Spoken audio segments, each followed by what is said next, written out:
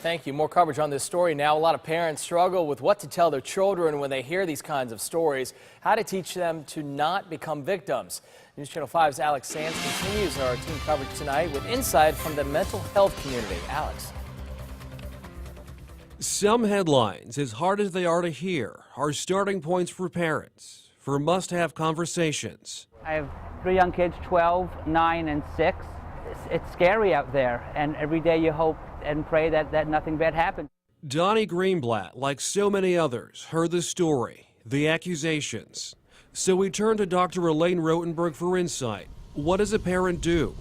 What do they tell their children? Probably the hardest thing of all for parents is to teach appropriate language, to the correct names for body parts, so that we kind of make it a safe place for our kids to tell us if somebody touched us in a certain place.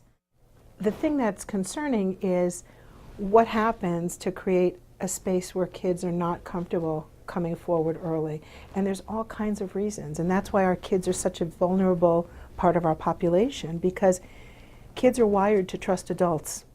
We want our kids to be innocent kids in a lovely world, and we all want that, but yet we can do these kinds of things and talk about privacy and boundaries and good touch and bad touch, and that most of the people in the world are good people.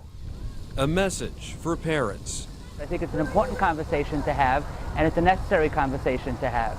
That's why the communication with the kids is so important, that something like this won't happen. And if it does happen, it's communicated right away so we could be on top of it and go to the local authorities. It's a teachable moment. Even so, it is hard for a lot of parents, and we have resources for you on WPTV.com.